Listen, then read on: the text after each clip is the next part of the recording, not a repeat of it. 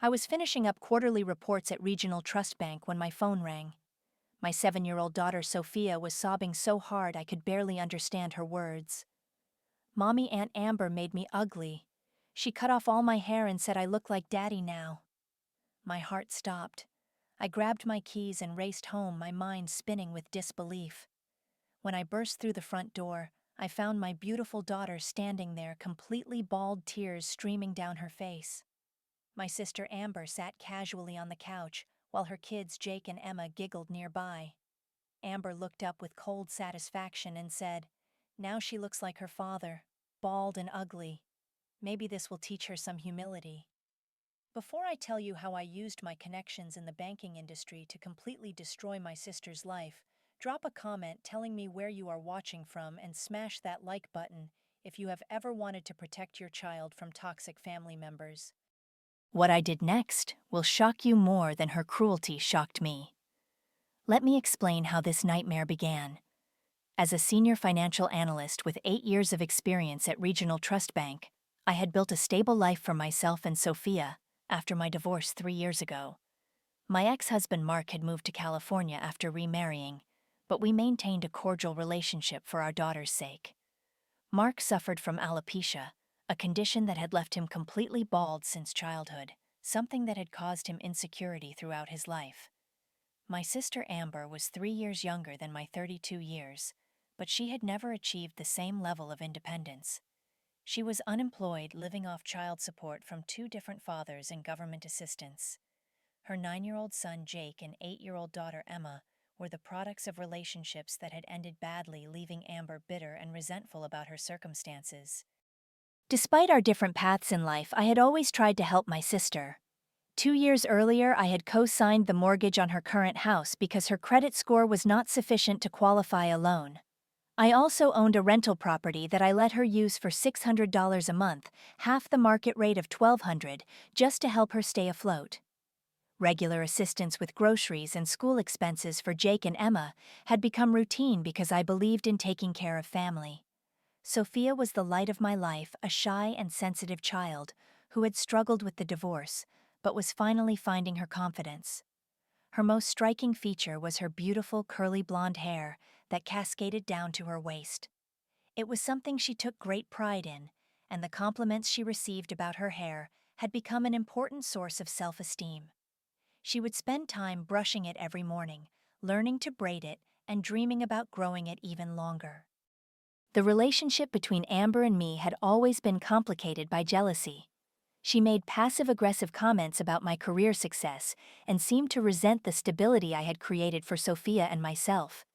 Her children had picked up on this attitude, and I had noticed Jake and Emma often made cruel comments about Sophia's appearance, calling her spoiled or stuck up because she took care of herself. That Tuesday, I had been asked to stay late for the quarterly audit, something that happened 4 times a year and required my complete attention. I called Amber around 3 o'clock and asked if she could watch Sophia until I finished work around 8. She readily agreed, suggesting that Jake and Emma could come over for a cousin playdate while I was working. I had given specific instructions when I dropped Sophia off. "Just dinner and homework," I had told Amber. "I will be back by 8 and she has school tomorrow, so please keep it low-key." Amber had smiled and assured me everything would be fine, that the kids would have fun together. Over the past few weeks, I had noticed increasing tension during family gatherings.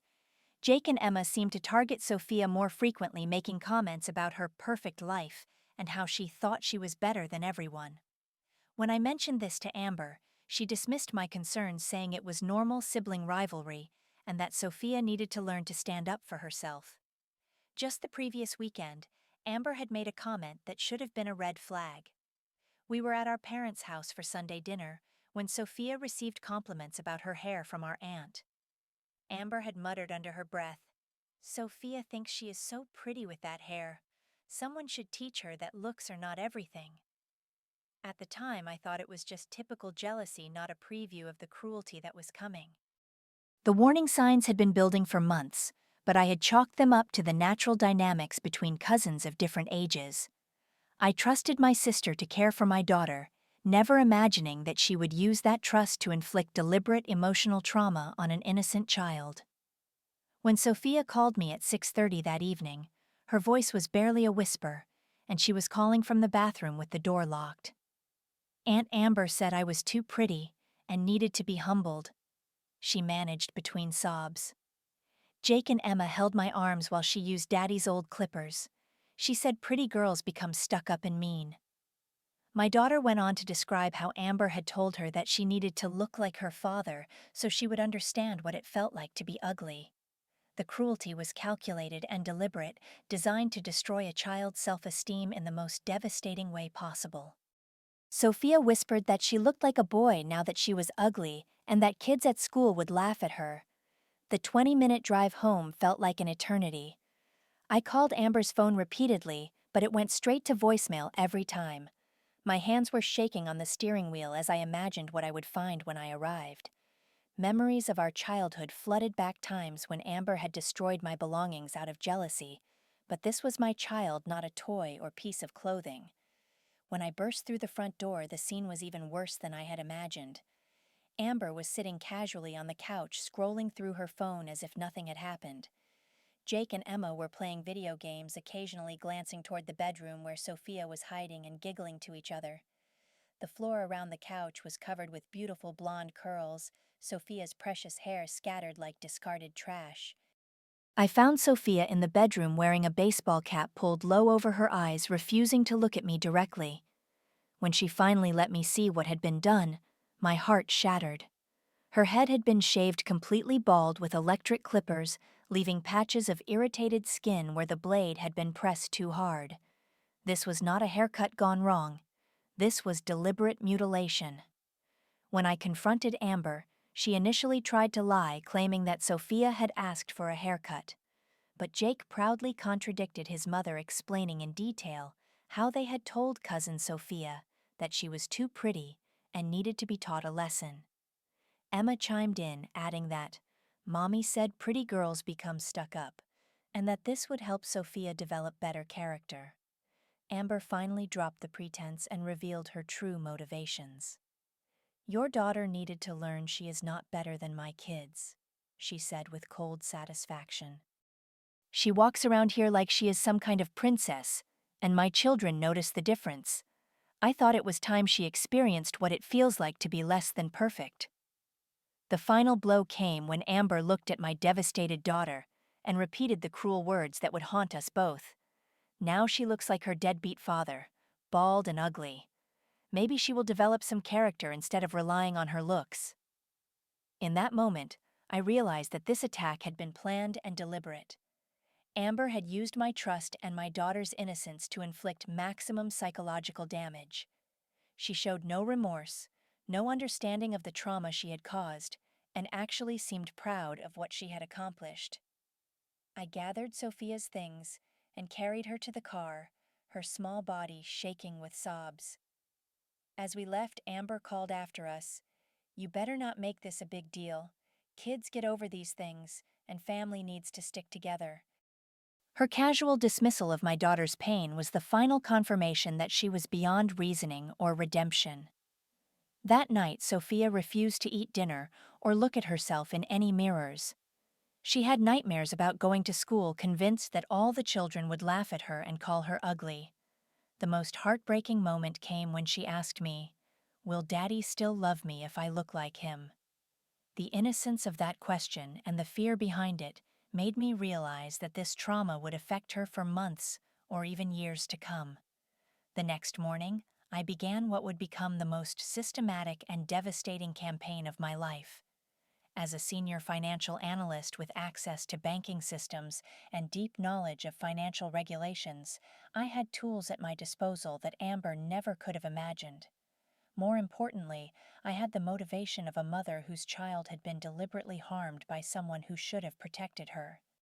My first step was to conduct a thorough investigation of Amber's financial situation using my legitimate banking access. What I discovered was a web of lies and potential fraud that gave me multiple pressure points to exploit. Amber had been reporting false income information to qualify for government benefits, claiming she made less money than she actually received from child support and under-the-table babysitting jobs.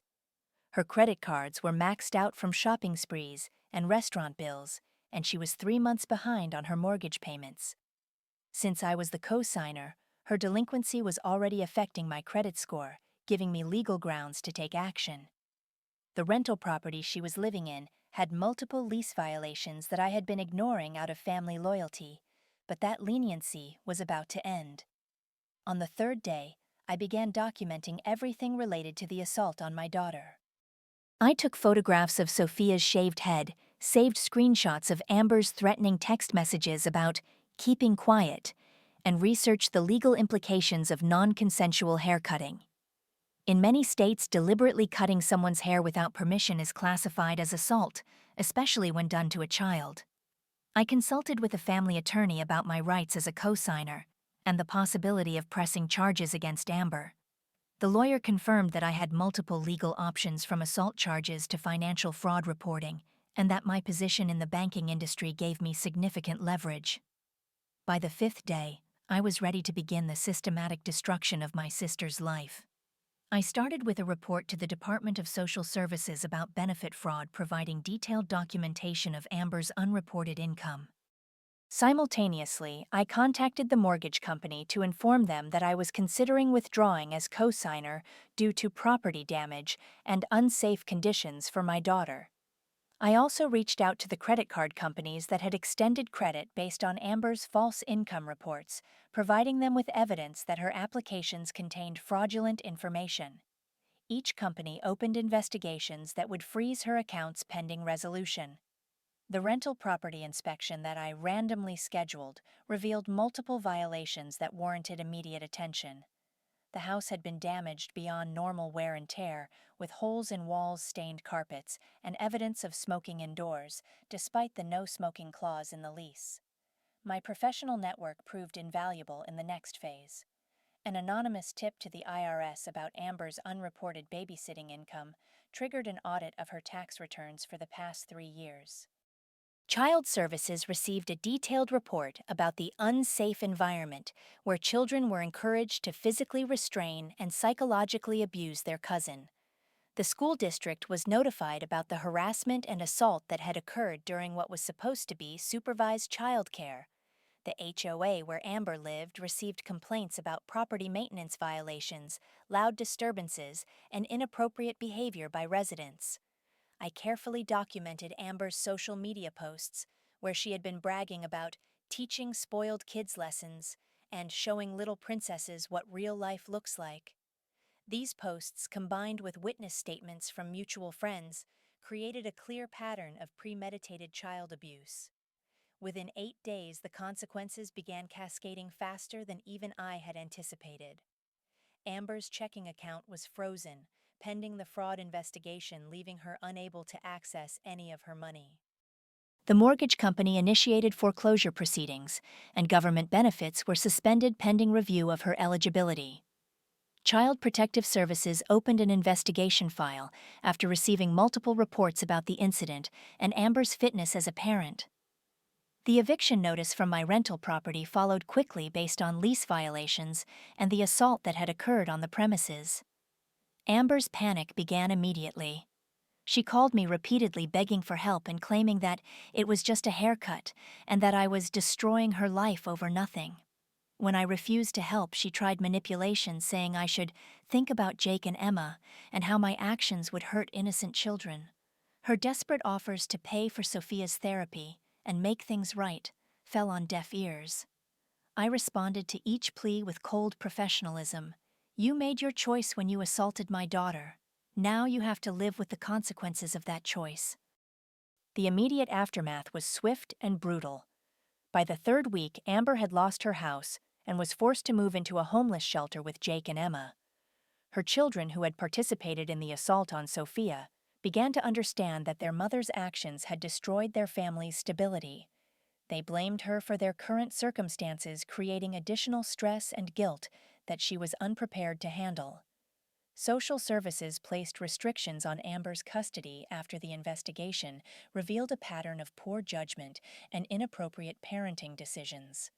The community ostracized her after word spread about what she had done to her own niece, and former friends distanced themselves from someone capable of such cruelty toward a child. Meanwhile, Sophia began the long journey of healing under the care of Dr. Sarah Martinez, a child psychologist who specialized in trauma recovery. The therapy sessions focused on rebuilding her self-esteem and helping her understand that her worth was not determined by her appearance. Art therapy became particularly helpful, allowing Sophia to express her feelings through creative projects rather than words. The first month was the most difficult. Sophia had nightmares about school and refused to leave the house without a hat or wig. She was convinced that everyone would laugh at her and call her ugly, just as Amber had predicted.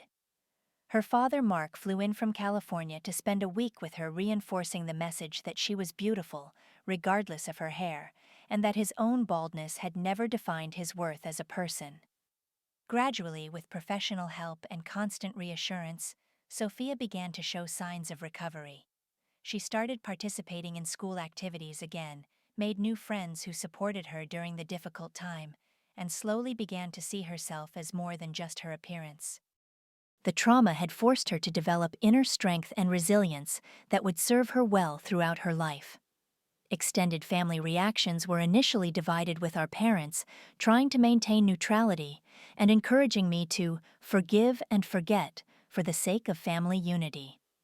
However, as they witnessed Sophia's ongoing trauma and learned more details about what had actually happened, their perspective shifted dramatically. Other relatives began sharing their own stories of Amber's past cruel behavior, revealing a pattern that had been overlooked for years. The legal resolution took several months, but ultimately validated my decision to pursue justice. Assault charges were filed and prosecuted successfully, with Amber pleading guilty to avoid a trial that would have exposed even more details of her cruelty. The court ordered anger management and parenting classes, along with a restraining order that protected Sophia from any future contact. Restitution was ordered to cover the costs of Sophia's therapy and the emotional damage that had been inflicted. Amber's criminal record would follow her for years, affecting her ability to find employment and housing, ensuring that the consequences of her actions would be long-lasting. My professional life actually improved during this period, as my colleagues respected the way I had handled the personal crisis while maintaining my work responsibilities. A promotion to senior vice president came with a significant salary increase and new opportunities in financial crimes investigation, allowing me to use my experience to help other families facing similar challenges. Amber's downward spiral continued for months. Unable to find stable housing due to her eviction record and criminal background, she moved from one temporary situation to another. Job applications were consistently rejected once background checks revealed her assault conviction. Her children's behavioral problems increased as a result of the instability, creating additional challenges she was ill-equipped to handle. The loss of supervised custody visits occurred when Amber failed to complete court-required programs on time. Her social media accounts were eventually deleted after facing constant backlash from people who learned about her actions. The isolation and consequences seemed to compound daily, creating a situation from which recovery would be extremely difficult. 6 months after the incident, our family had rebuilt itself around new dynamics, based on mutual respect and protection of the most vulnerable members. Sophia's hair was slowly growing back, and her confidence was returning stronger than before. Our mother-daughter relationship had been strengthened by working through the trauma together, and she had developed friendships with classmates who valued her character over her appearance. I began dating again, eventually finding a partner who loved both Sophia and me, and who understood the importance of protecting children from toxic family members. We created new traditions that celebrated inner beauty, kindness, and resilience, rather than superficial qualities. Unexpected positive outcomes emerged from the crisis. I became an advocate for child protection within the banking industry, speaking at conferences about financial abuse and family safety. A scholarship fund was established for children of domestic abuse, and Sophia became a confident speaker about bullying prevention at school events. 2 years later, my parents' relationship with me had actually strengthened after they fully understood the depth of Amber's betrayal and the lasting impact on Sophia.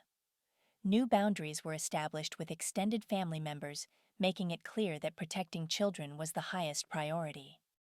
Zero contact was maintained with Amber not out of spite, but out of recognition that some people cannot be trusted around vulnerable family members. Today, my career is flourishing with a new sense of purpose that extends beyond financial analysis. Sophia's hair has grown back more beautiful than ever, and she radiates confidence that comes from overcoming significant challenges. Our support network consists of friends and chosen family members who share our values of protecting children and standing up to bullies. I have no regrets about the consequences I delivered to Amber. The lesson I learned was the difference between family loyalty and enabling abuse. Sometimes protecting your children means being willing to be seen as the villain in someone else's story, and anyone who hurts your child will discover exactly what a mother is capable of when her protective instincts are triggered. Sophia's transformation from traumatized victim to confident young advocate has been remarkable to witness. She now speaks at school events about overcoming bullying, donated her hair to cancer patients when it grew back, and understands that true beauty comes from character rather than appearance. The trauma that was meant to destroy her ultimately made her stronger and more compassionate. The most important wisdom I gained was understanding that family members who deliberately hurt your children are no longer family in any meaningful sense. Protecting your child's well-being means being willing to cut toxic people out completely, regardless of blood relationships or social pressure to maintain family connections. People always say family is everything, but I learned that day that my daughter's well-being is everything.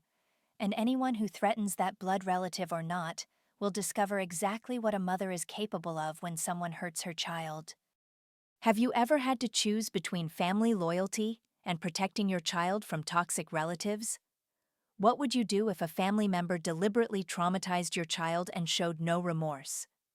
Share your thoughts and experiences in the comments below, because I know many of you have faced similar impossible choices.